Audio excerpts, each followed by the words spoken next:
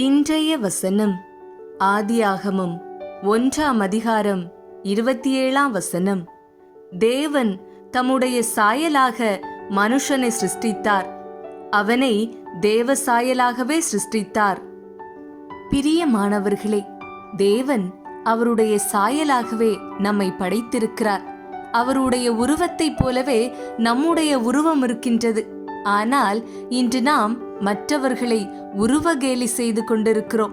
இவள் பருமனாக இருக்கிறாள், இவள் மெல்லியதாக இருக்கிறாள், இவள் கருப்பாக இருக்கிறாள், இவள் சிவப்பாக இருக்கிறாள் என்று உருவகேலி செய்து கொண்டிருக்கிறோம்.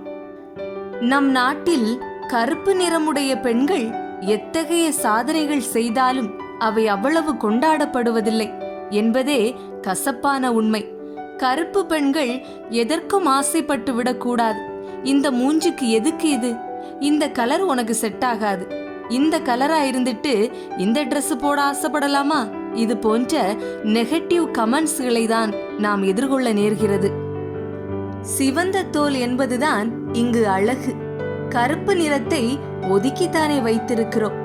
விளம்பரங்கள் கூட சிவப்பு நிறமுடைய பெண்கள்தான் தன்னம்பிக்கையுடன் திகழ்வார்கள் என்று கூவுகின்றன. அதை நம்பி சிவப்பழகு கிரீம்களை தேய்த்து 5 நிமிடங்களில் தன் நிறம் மாறிவிட்டதா என்று இன்னும் கண்ணாடி பார்க்கும் பெண்கள் இருக்கிறார்கள். நிறம் குறைவாக இருக்கும் காரணத்தாலே நிறைய பெண்கள் முதிர்கன்னிகளாக ஜன்னல் கம்பிகளோடு குடித்தனம் நடத்துகிறார்கள். இல்லை என்று சண்டைக்கு வராதீர்கள். குறைந்த சதவீதத்திலாவது இத்தகைய பெண்கள் இருக்கிறார்கள். பருமனான பெண்கள் படும் பாடு சொல்லி மாளாது. ஒல்லியாக இருந்தால்தான் அழகு என்று நேரடியாகவும் மறைமுகமாகவும் நமது மூளையின் ஒரு மூலையில் திணித்து கொண்டே இருக்கிறார்கள். இங்கு அழகுக்கு கொடுக்கப்படும் முக்கியத்துவம் ஆரோக்கியத்திற்கு கொடுக்கப்படுவதில்லை. திரைப்படங்களில் கூட குண்டான பெண்கள் நகைச்சுவை என்ற பெயரில் அவமானப்படுத்தப்படுகிறார்கள். உடல் பருமனை காட்டி அவர்களுக்கு நல்ல உடைகள் மறுக்கப்படுகிறது, விரும்பிய உணவு விலக்கப்படுகிறது. கேலி பொருளாகவே அவர்கள் சமூகத்தில் பார்க்கப்படுகிறார்கள். அவர்களுக்கு இருக்கும் நல்ல எழுத்து திறமை, பேச்சாற்றல், ஓவியம் வரையும் திறன் போன்ற எண்ணற்ற விஷயங்கள் கவனிப்பாரின்றி முடக்கப்படுகின்றன. என்னவோ குண்டானவர்கள் எல்லாம் தின்றே தீர்ப்பவர்கள் என்று ஒரு எண்ணம் பரவி கிடக்கிறது. அவர்களுக்கு உடல் ரீதியாக ஏதேனும் பிரச்சனைகள் இருக்கலாம் என்ற எண்ணம் ஏனோ யாருக்கும் வருவதில்லை. வீட்டுல எந்நேரமும் தின்னுட்டு தூங்குவா போல என்று எளிதாக கணித்து விடுகிறார்கள். ஒரு வேலையும் பார்க்க மாட்டா போல என்று சுலபமாக சொல்லிவிடுவார்கள். நிறைய பெண்கள் எல்லா வேலைகளையும் இழுத்து போட்டுக்கொண்டு செய்தாலும், உணவை குறைத்தாலும் உடல் வாகால் எடை குறையாமல் இருக்கிறார்கள். ஒல்லியாக இருந்தால் கொஞ்சம் உடம்பு போட, குண்டாக இருந்தால் இளைக்க என்று அடுத்தவர்களின் இலவச அறிவுரைகள் ஏராளமாக கிடைக்கும். இதை பயன்படுத்தி உடம்பை குறைக்க வைக்கும் நிலையங்கள் பெருகி வருகின்றன. மூலிகை பவுடரை அருந்தி உடலை குறைக்கும் முயற்சியில் பக்க விளைவுகளை பரிசாக பெற்றுக்கொண்ட நிறைய பேரை நான் அறிவேன். டீனேஜ் வயதில் தன்னுடைய கண்ணாடியின் முன் கவலையோடு நின்று கொண்டிருக்கும் அன்பு தோழிக்கு ஒரு நடிகை எழுதி கொள்வது, ஏன் நான் ஒரு திரையுலக நாயகியைப் போல மின்னவில்லை என்று நீ பெருங்கவலை கொள்கிறாயா? உனக்கு ஒரு உண்மையை சொல்லுகிறேன். தூங்கி எழுகிற போதே நாங்கள் யாரும் பேரழகியாக ஜொலிப்பதில்லை. உலகத்தில் இருக்கும் எந்த நடிகையும் அப்படிப்பட்ட அசல் அழகி இல்லை என்று என்னால் உறுதியாக சொல்ல முடியும். ஒவ்வொரு முறை மின்னும் கேமராக்கள் முன்னால் தோன்றுவதற்கு முன்னாலும் நான் ஒப்பனை அறையில் 1.5 மணி நேரம் தவம் கிடக்கிறேன். 3 முதல் 6 பேர் என் உச்சி முதல் உள்ளங்கால் வரை ஒப்பனை செய்கிறார்கள். ஒரு தேர்ந்த அழகு கலை நிபுணர் என் நகங்களை பொலிவாக்குகிறார். என் கண் புருவங்கள் பிறை நிலா போல வளைக்கப்படுகின்றன. என் மேனி முழுவதும் ஒப்பனை பூச்சுகள் நிறைத்து மூச்சடைக்க வைக்கின்றன. காலையில் 6 மணிக்கு எழுந்து 1.5 மணி நேரம் உடற்பயிற்சி செய்கிறேன். சமயங்களில் படுக்க போவதற்கு முன்னும் உடற்பயிற்சி செய்கிறேன். நான் என்ன சாப்பிட வேண்டும், எதை சாப்பிடக்கூடாது என்பதை தீர்மானிக்க மட்டுமே ஒருவருக்கு சம்பளம் கொடுத்து வேலைக்கு வைத்திருக்கிறேன்.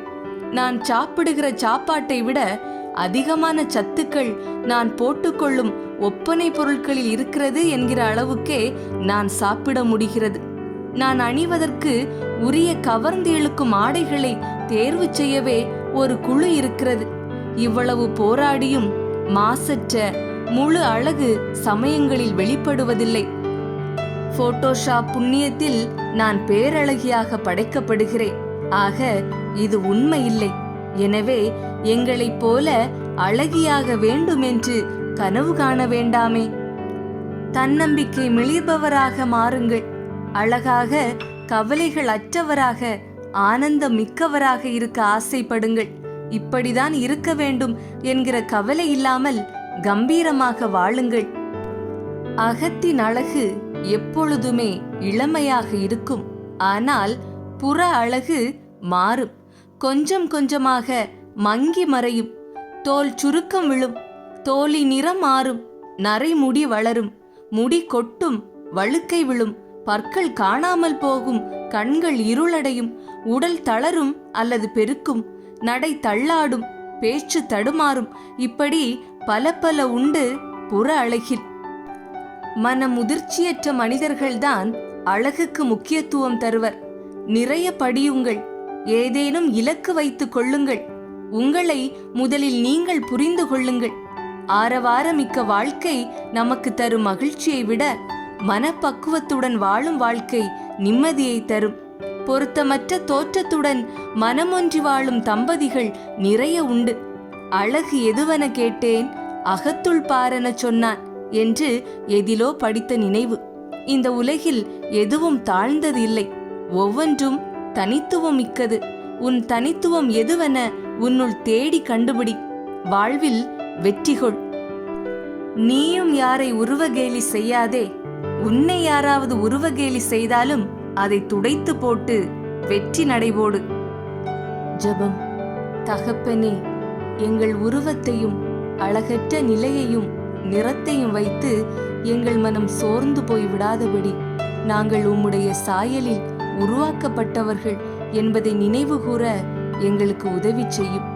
தாழ்வு மனப்பான்மைகளை எங்களை விட்டு அகற்றும்.